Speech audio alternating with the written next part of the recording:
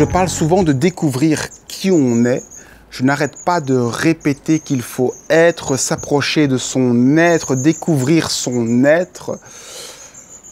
Et je remarque que quelque part au fond de ma tête, il y a le fait que cet être est un être merveilleux, un grand être au-dessus de moi qui aurait des pouvoirs spéciaux, merveilleux, une sorte de super moi, super puissant, une sorte de moi divin.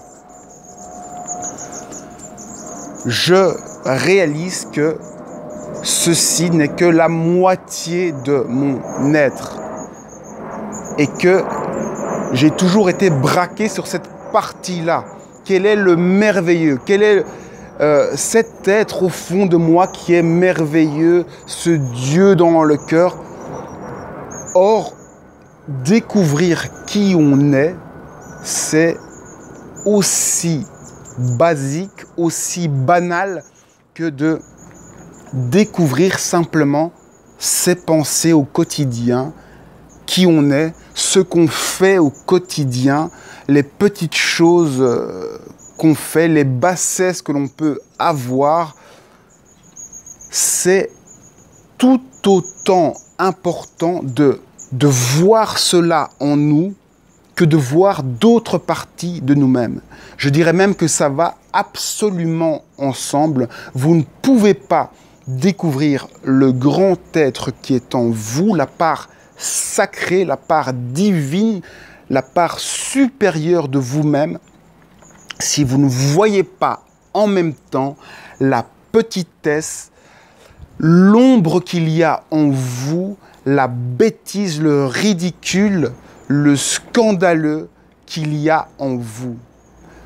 Découvrir qui on est, c'est quelque part le rôle de la vie.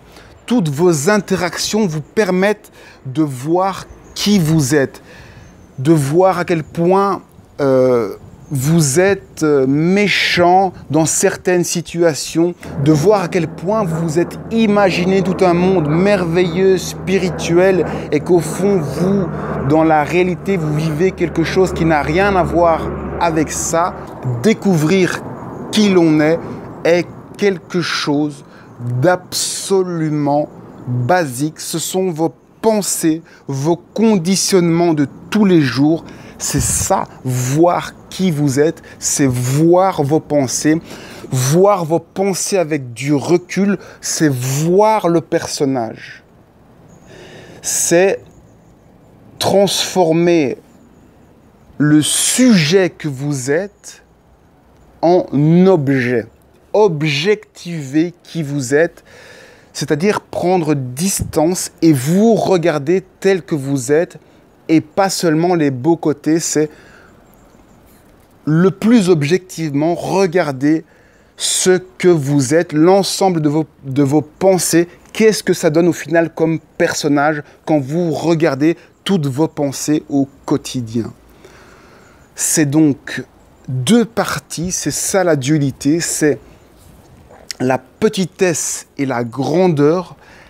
Les deux vont ensemble. Les gens ont naturellement tendance à regarder le merveilleux. C'est ça, l'ego spirituel, c'est se lancer c'est s'imaginer qu'on a un super être en nous et qu'on va vers cet être magique et qu'on ne fait que ça, on ne voit que ça. Or, c'est complètement oublier l'autre partie, c'est ce petit être, cette petite chair humaine que vous vivez au quotidien.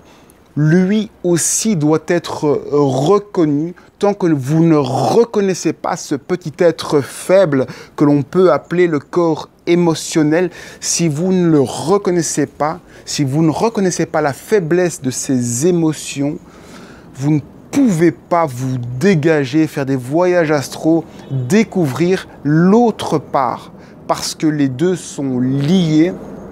Le corps énergétique a besoin des deux pour se découvrir, pour se montrer, et pour voyager.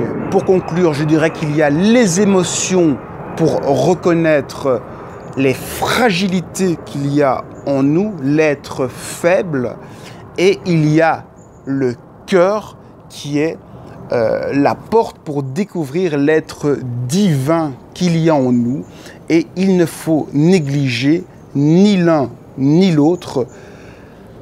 L'être humain est là pour ça, pour vivre dans cette dualité et se positionner dans cette dualité.